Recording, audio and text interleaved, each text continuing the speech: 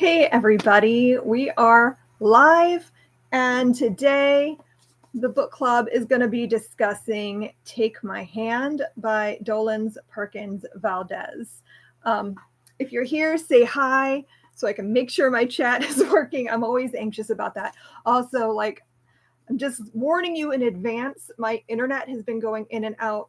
We're having a snowstorm. It is coming down pretty hard right now. Actually, it's starting to let up a little bit, but it's supposed to be snowing all day. So I don't know how everything's going to go. I'm hoping everything works. I'm very anxious that my internet's going to drop on me and ruin my live show, but we'll see what happens. So I'm just going to try to pull up some things here so I can make sure everything's working. Give me a second. I don't know. Okay. So yeah, while I'm waiting for people to arrive, why don't I just share some of my thoughts about the story? So the book is Take My Hand, and I knew going in that it was going to be emotional and difficult. I'm going to put it behind me. And I was not wrong. It was very very, I wouldn't say it was sad. Like, it is sad, but I think the emotion I felt the most while reading it was angry and frustrated overall. So I don't know if my chat is working. It's telling me it cannot connect. So I'm going to just look on my phone quick and see if I can figure this out. Hold on. Just give me a second. See if I can pull this up. Let me turn my volume off. I don't want to accidentally scare myself. Yeah, that's what I thought. Okay. Yeah, the chat isn't working here. It's fine. Everything's fine. So hello, Liz and Julie and Willow and Erin and Laura. I can see you're chatting in my phone, not on my screen. It's fine. I'll make this work. So yeah, my overall emotional reaction to the story was more one of just being mad and frustrated that this is a thing that happened and that is quite possibly still happening. And yeah, and I found the story overall to be really impactful and easy to read. In fact, it was so readable. Like, I had a hard time stopping when I was reading. Like, I needed to stop to do other things, but I wanted to just keep going. Because it was just I needed to know. I needed to know that these girls were going to be okay in the end. I needed to know that the court case went well. I needed closure from this book. I made a list of notes and things, and I also found book club questions that I'm going to try to bop back and forth to. So bear with me while I'm doing that, since now I have the chat on my phone. Yeah, Erin said, yes, for sure, angry and frustrated, not only for the people that this happened to, but also for all of us for not learning about these important parts of U.S. history.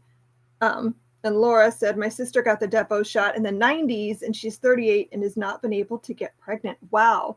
That's one of the things I didn't have a chance to spend time researching it, but I wanted to learn more about the Depo-Provera shot because I've heard of it.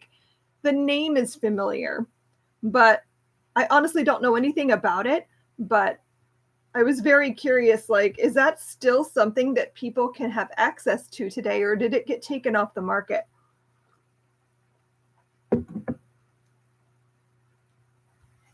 And yes, Willow says, I agree. I have a lot of anger about the situations in the book. It was so well written, and it still happens. Yeah, very frustrating to read about these things and know that not only did this happen, it's continuing to happen. Oh, Spencer says, one of the few things people with migraine with aura can use for birth control. That's interesting. I don't take birth control. I took birth control once right after Sarah was born, and I just had a really bad reaction to it, like hormones so bonkers. I got really sick. It was awful, and I've never taken birth control again since, because I'm kind of terrified that I would have another reaction like that. So, but yeah, now I'm wondering what I was taking at the time. I'd have to, I don't know if I'd be able to find that out now, but yeah, I have no memory of like the type of birth control I took at that time. I was very young.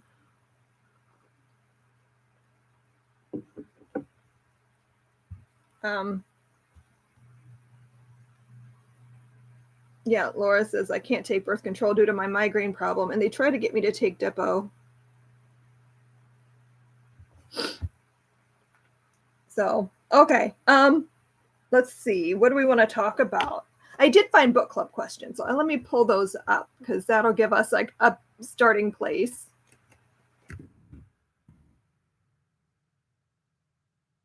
Okay.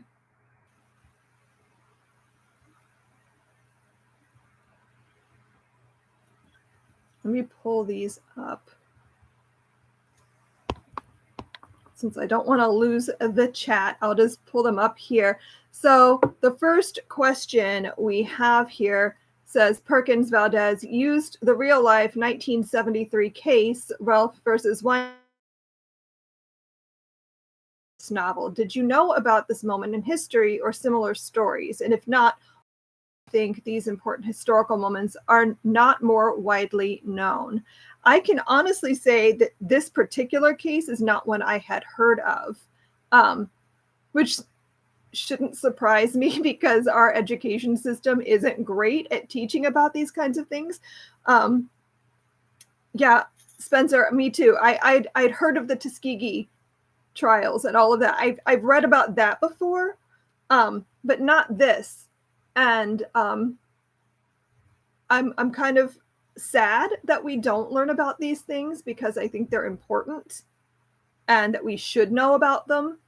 But also, I'm not surprised that we didn't hear about this in school. To be honest, like, I don't know about you guys, but my schooling, we never really made it to modern history very often. We usually got stuck right around the world wars, and anything that comes after that, never mind.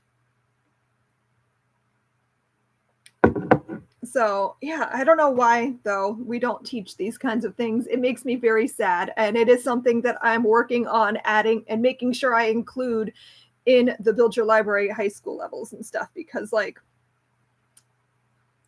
people should know.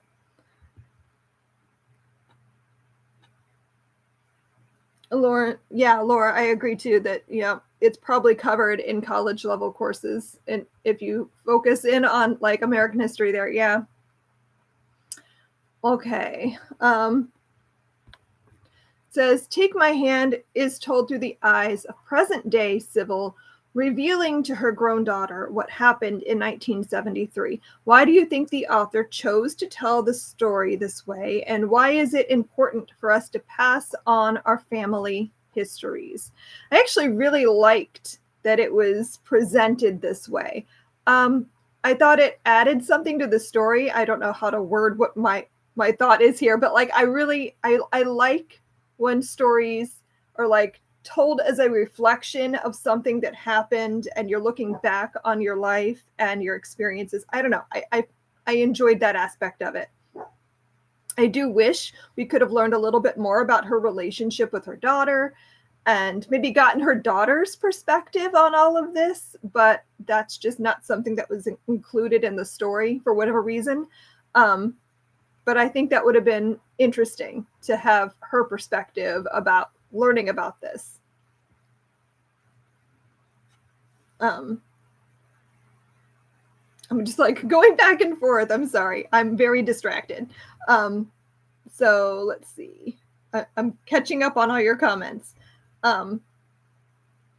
Spencer says, I remembered nothing about specifically Black history except for all the Black regiment in the Civil War. Yeah. Mm-hmm. I feel like that's something that they focus. I went to school in Virginia, so you can imagine the focus we had on American history. Like I learned a lot about the Confederacy and that sort of thing. Like very, very exciting stuff about the Confederacy and all of that. Like, that was a big part of our history growing up.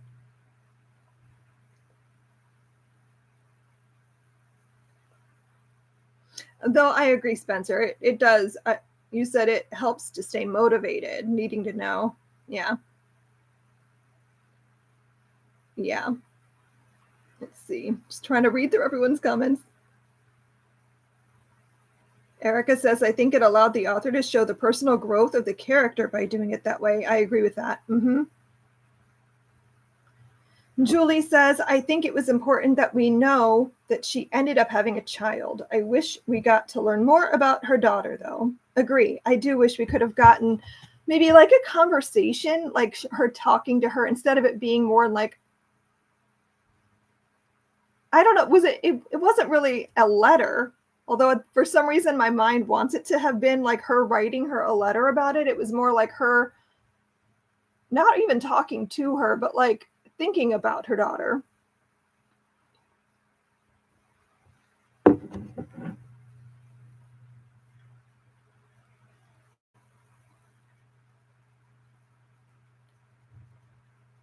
Yeah, I do wish we could have learned more, Laura, about how she came to adopt Anne, because I feel like there's another story there. I almost think that there needs to be a sequel. Like, I want to see how her like how she grew and matured over her career, because she was incredibly I don't want to say she was immature, because that's not quite the right word, but she definitely had a lot of growing to do from the start of her career to where she ends up by the time we see her in the 2016 portion of the story.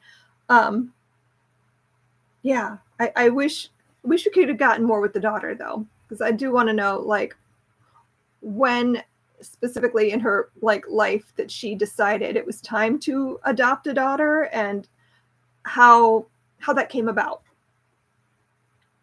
Spencer says, yeah, she was very naive. That's the word I was looking for. She was naive and privileged. Yes.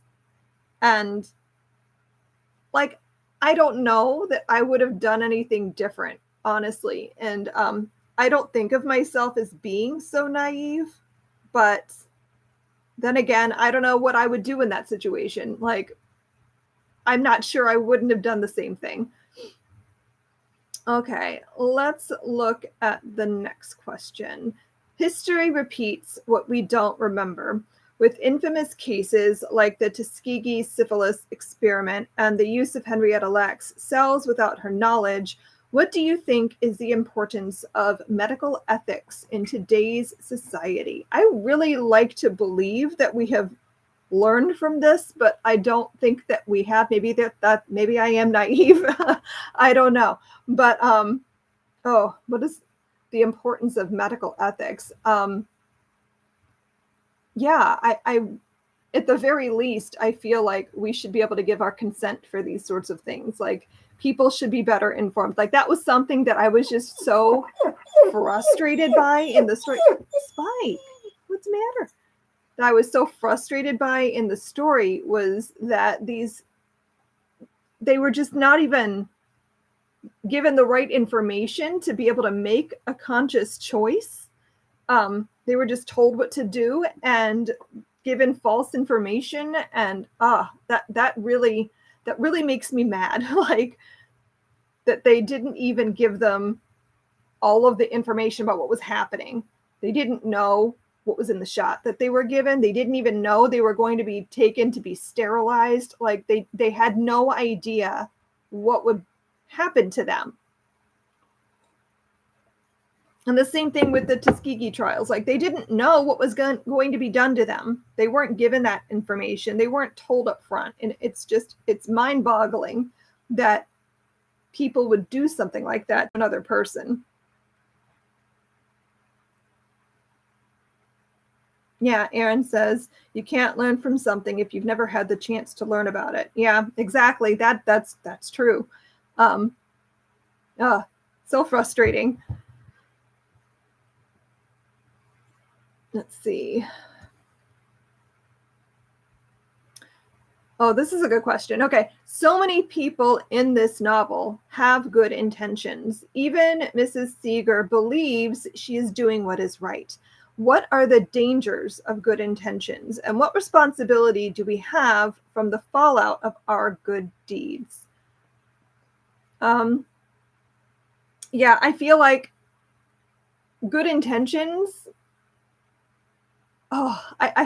they don't, it really depends on your perspective, I guess. Like I have a hard time believing that Mrs. Seeger had good intentions. Like when I think about what she was doing and like her believing it was right. And like the conversation that Sybil has with, was it the daughter or the granddaughter? I think it was the granddaughter of Mrs. Seeger towards the end of the book. Um, and her being like, well, she couldn't have been racist. Like she just, she was nice. And like, yeah, you can still be racist and be nice. Like that's not, those things aren't, yeah. And I found that hard to understand. Like you didn't have good intentions. Like you were making choices for other people based on your, what word do I want? Your wrong beliefs. And I just, yeah, she was full of assumptions, wasn't she? I agree, Laura. I can't side with her for having good intentions.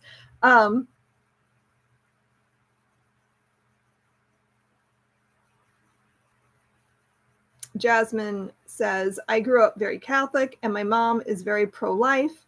And so I learned a lot about sterilization and the pressure put on women to do this procedure or take things they didn't fully understand.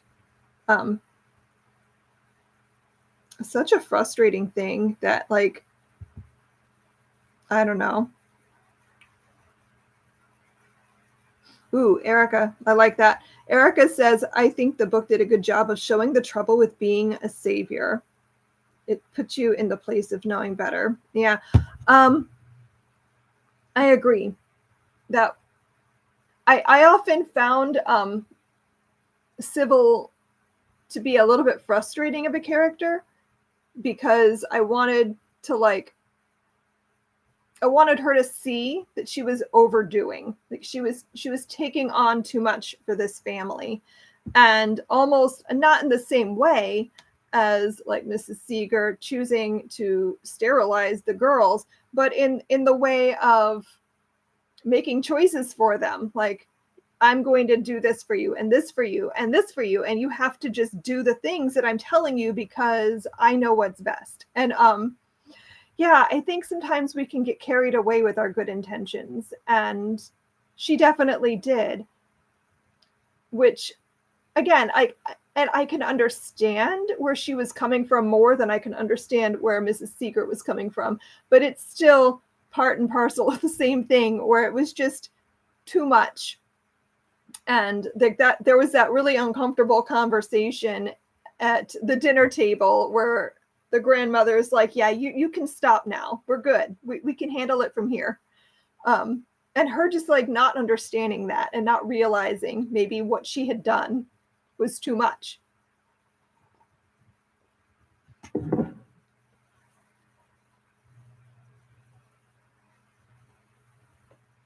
You back up. Okay. Jasmine says, it seems on both sides of the argument, women of certain incomes and ethnicities aren't given full information to make choices for their bodies. And Aaron says, nope, not good intentions, tricking humans into signing an agreement they could not understand and directly lying to them about what they were signing. Yeah, also agree with that. That's not good intentions at all. Spencer, yeah, I got so annoyed that she got mad at them for deciding to move at the end. Agreed. I was just like, oh, Sybil, sit down and for a minute. Like, let them be on their own. Like, they are two adults. They can make their own choices and take care of those girls on their own. They didn't need her before and they didn't need her after. It's just that she happened to be in their life. And yeah. Yes, Willow, I agree. Sybil was so passionate about helping them that she didn't understand boundaries. Yes, that she didn't understand the boundaries between her role and the family's needs. There was that other moment towards the end where she, after Erica had run away and come home, when she like barges in and they're like, "Who are you?" And she goes, "I'm the nurse." I'm like, "You're not, though. You're not their nurse anymore. You have nothing here to connect you to these people besides your desperate help, like need to help them." So yeah.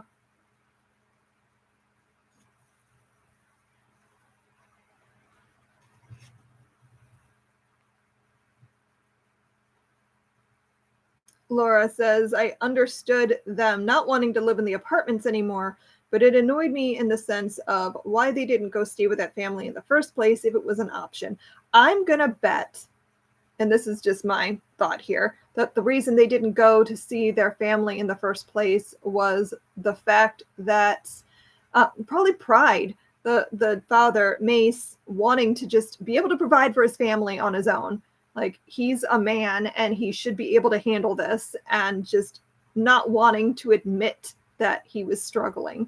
So I'm going to just assume that was probably the reason they hadn't already gone to live with this family that they had. And by this point, he had kind of been able to get over that and like, yes, okay, maybe I do need help.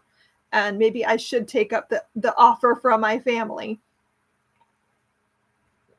So I was not quite as annoyed that they hadn't done that before because I sort of understood that that was probably the reason.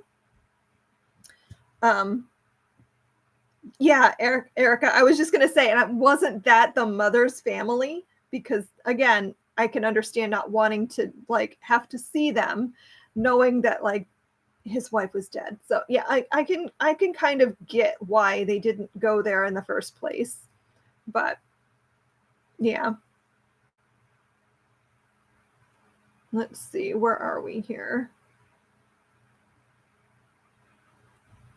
Okay, the question is, Sybil and the nurses at the clinic try to make amends for the unintentional harm they've done to their patients over the years. Do you think redemption was possible for them? I think it depends on the nurse. I think for Mrs. Seeger, I don't know. They don't ever come back to her and let her have her say. So I don't know if she ever realized the wrong she was doing. So I can't speak for her. But for the other ones, Alicia and Val, and I think them just like putting themselves out there to try to help with the court case and that kind of thing, I think that that shows that they knew they were in the wrong and that they wanted to do better. So I do think there's redemption for them. I kind of wish we could have seen Mrs. Seeger one more time. Like, does she know what she did? Like, I don't know. I'm not sure she learned from her mistake. I think maybe she just moved on to another place and did the same thing again. I don't know.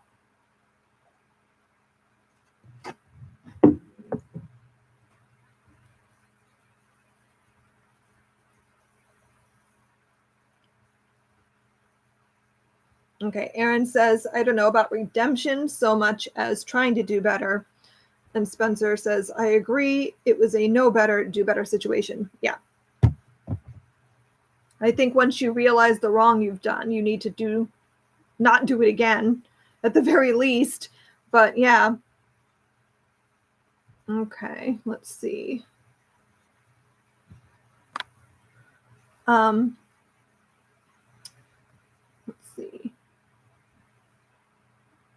How do you think India and Erica's story would have unfolded if Sybil had not stepped into their lives?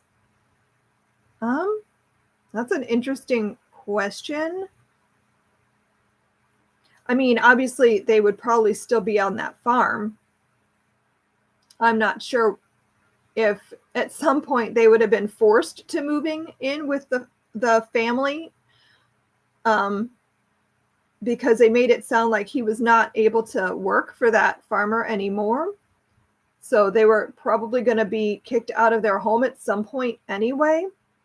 But do we think that they would have still been sterilized? Do you think the sterilization is because she wasn't giving them the shot? So if they had continued to get the shot, that wouldn't have happened? Or do you think that would have happened anyway? I kind of feel like it probably would have happened anyway, but I don't know.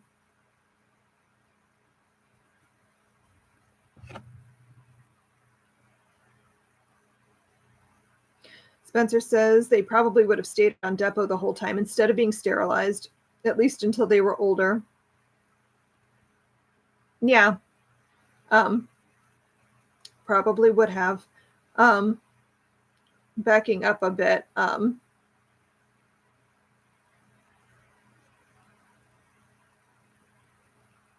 Let's see. Willow says, I wish Mrs. Seeger had more consequences. Agreed.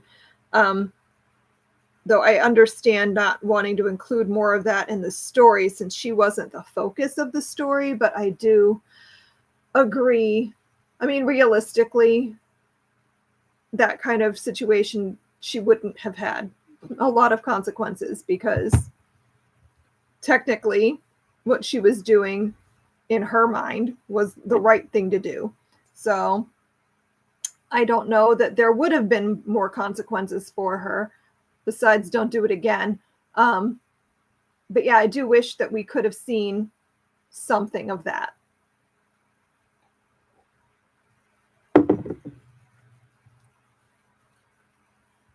Let's see. Are there any other questions here? Why do you think Sybil never married?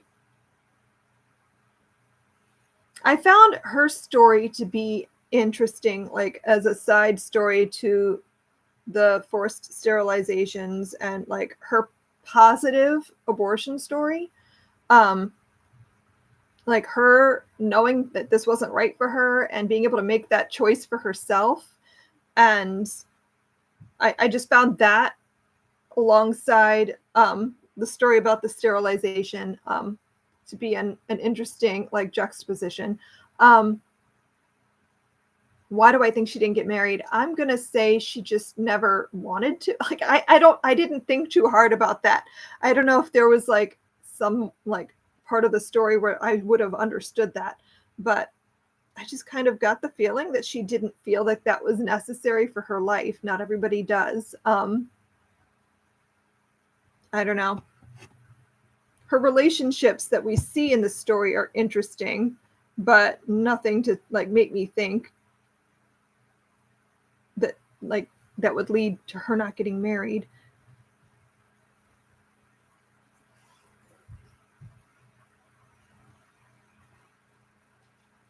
Laura says, I think she ended up with Ty in the end anyway. I don't know that she did. I'm not sure. Spencer says, I was kind of glad she didn't. She wanted to focus on helping people. I mean, that's probably a big part of it, was just her focusing on her work and wanting to do more for the people that she met in her life. And having a husband and a family would have maybe held her back from that. Yeah. And it seems like she didn't have, or not have, but adopt Anne until later in her life too. So like, she just had other things to do. Yeah, Laura. Okay, I forgot about that. It says he was divorced and she was getting pretty done up for their dinner at the end. I mean, maybe I could maybe see it. Like, they were obviously very close at one point in their lives.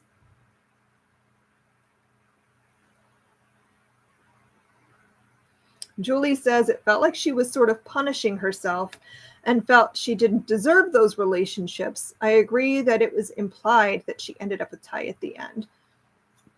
Maybe she did. Okay. I just didn't, my brain didn't go there. I don't know. Interesting. But I do agree, Julie, that I do think I do think she was somewhat punishing herself. I think maybe that is a big part of it for her. It was like realizing the wrongs she had done and just wanting so badly to fix it somehow. And yeah, like obviously she couldn't fix it the way she wanted to for India and Arrrgh. So maybe she just like felt that by her not giving herself these things, it was somehow, I don't know, maybe. I'm getting rambly.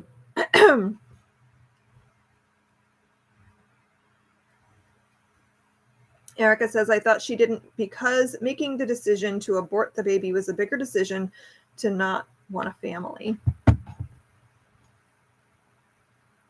Okay. Do you think Sybil was truly attracted to Mace Williams, or do you think it was a product of Sybil's romantic notion of what a hero is? Very interesting question. I had weird feelings about her relationship with Mace throughout the story. I do think there was some kind of a weird, like, hero thing going on with her. Like, it didn't feel right to me. And it felt very, I don't want to say it felt icky, because it's not quite that. It just felt like she was overstepping. Like, she needed to stop. And I don't know. I felt, yeah, it did feel a little wrong. Let's see. Yeah, Julie said, I was just going to say it felt icky. It did feel strange. I mean, I can understand her attraction to him, but also at the same time, she should know better that if you're in any way in some kind of professional, like that, and that's your client, like, don't. Like, it's not right. And I don't know, it did feel inappropriate in a lot of ways. But again, she was very young and very naive about a lot of things. Aaron says it was a strange chemistry, and I think she secretly wanted to be part of that family. Yeah, I can definitely see that. It did feel kind of like that, like not a good comparison, but like in Little Women, when Laurie is just like, I'll take any March sister, just let me be in your family. It was kind of weird. Like, she had such a maternal feeling for the girls.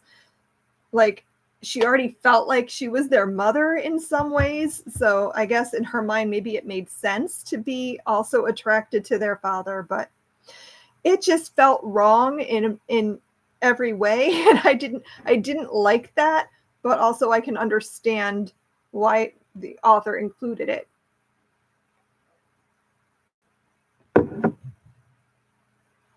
I agree. Jasmine says, I felt like she was putting herself in a role that she did not fully understand. Definitely.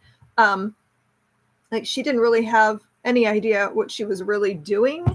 And it did feel very much like she wanted to be a part of the family, and she wanted to feel included, and also kind of almost like she liked the attention he was giving her, like thanking her for things. And it definitely felt like part of it was her feeling almost like she was doing all these things for them, and that he owed her the attraction and the thank yous and all of that. Like, it definitely felt like that.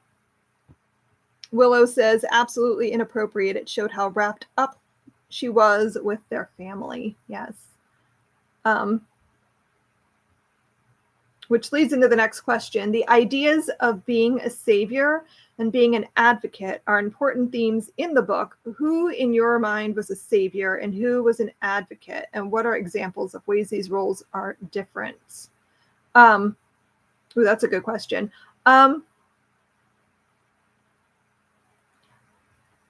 I'm trying to think how to word what I'm thinking here. I think that Sybil was being a savior and an advocate in different parts of the story. Like, she was doing everything in her power to, like, save this family and do everything she could. And I don't know. I would say it all started because of her guilt, but it started before she realized what she was doing. She just, like, for some reason, connected so much with these children. Yes, Spencer says Lou was an advocate. Yes, I really liked Lou. I kind of wish we got a little bit more of him in the story, but I really liked the role he played here, because he did so much more for the family and for people in general than what Sybil was doing.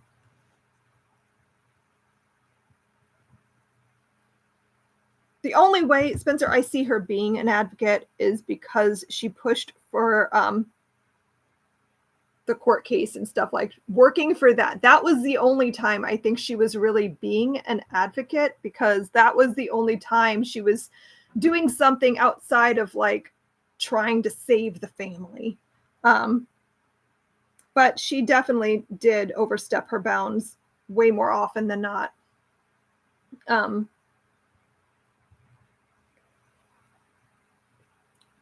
Oh yeah, and Ty as well. Did he? Yes. Okay. Let's see. I'm getting behind again. Okay. Spencer says she did everything for them without asking. That's not abdicating. That's taking over. That is being a savior. She definitely did have a savior complex. Yeah, you're right. She never asked them if that's what they wanted. And, you know, I don't know that they would have wanted that.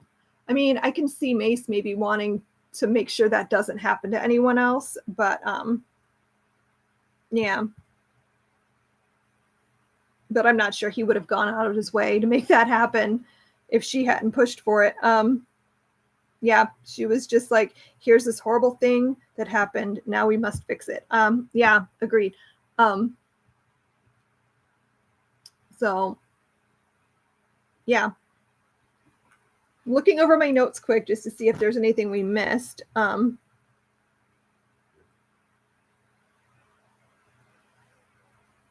Spencer says, to be known nationally like that is a big deal. Yes.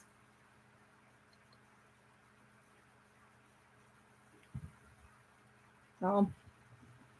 Okay. Is there anything we didn't talk about that anyone wanted to bring up about the story? Aaron says Sybil got too intimately involved regarding those right in front of her, while Ty and Lou focused on the bigger picture in the greater community, including similar things happening to Latino Americans.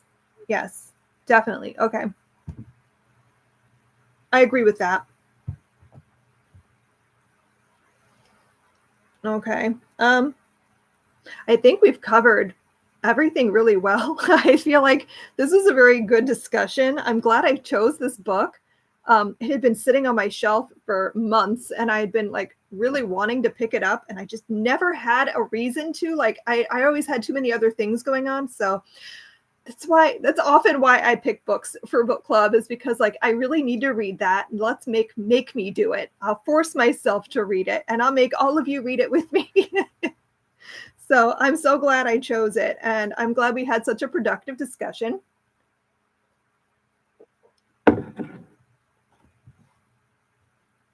Laura says this book was better than last month's. I agree. Yes. Yes. Julie says, I don't think it was the kind of thing I would have found on my own, so thank you. Yeah. I'm glad I chose it. Okay.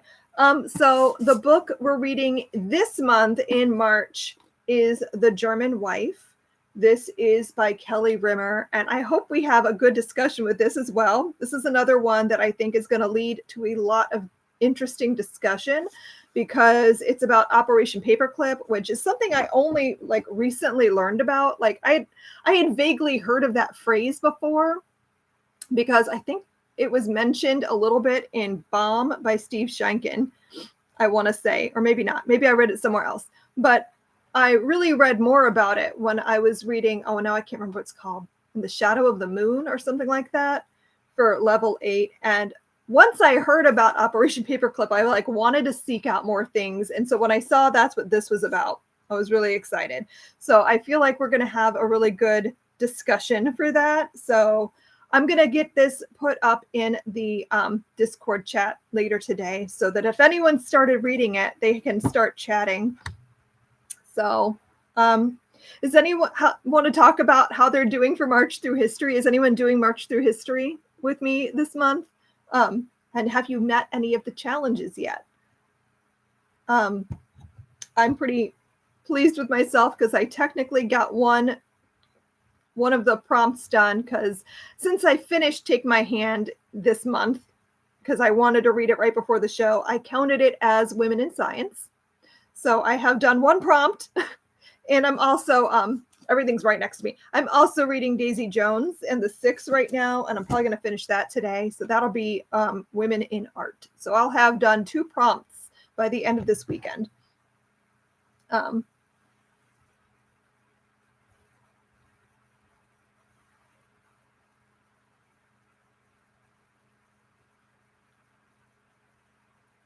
Ooh, I really want to read the Kindred graphic novel. I read Kindred a few years ago, back when I did a different book club that I used to host. And like, I loved that book so much.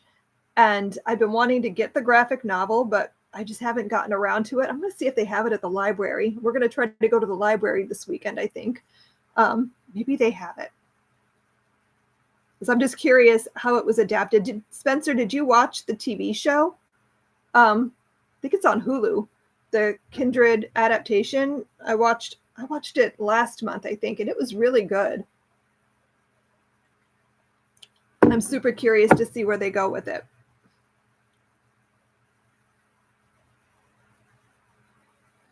Ooh, Erin, I'm very anxious to hear your thoughts on Immortality, a Love Story, because I'm just really curious what you think of it.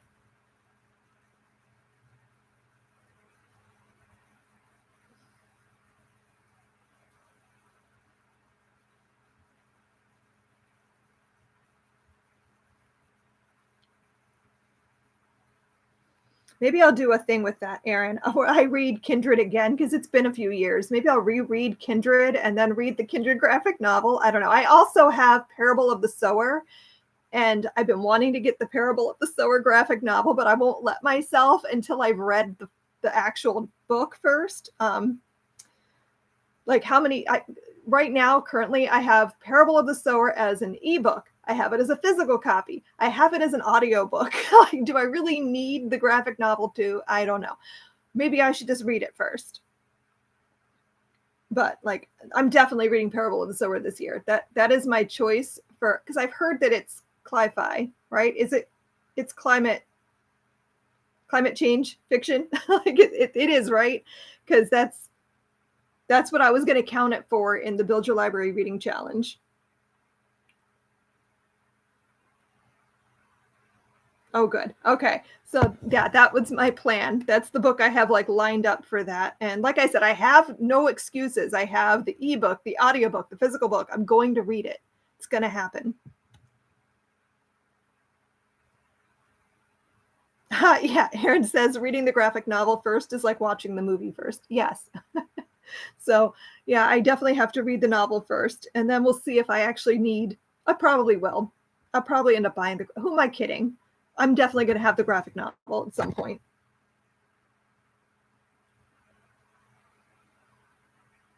Erin says you're agreeing with me on my thoughts on immortality. Squeamish, yet finding myself missing the surgery. Exactly. Like it just. That's one of the things I loved about anatomy, and they like didn't do it in as much in immortality. So like, it was good. It's just not as good. So yeah, curious to hear your thoughts when you finish. Okay, well, why don't we go ahead and wrap up? Thank you guys so much for coming and hanging out to talk about books with me. I always have a lot of fun. And I'll see you guys next month. We'll do this on whatever the first Saturday is in April. We'll be talking about The German Wife. I think it's, I don't know, the first? It might be the first, because I feel like my birthday is on a Friday this year. So I think April, the first Saturday in April is the first. My husband is saying it is. So we'll be meeting probably on April 1st to talk about the German wife. So thanks so much for coming. And I will see you guys then. Happy reading. Bye.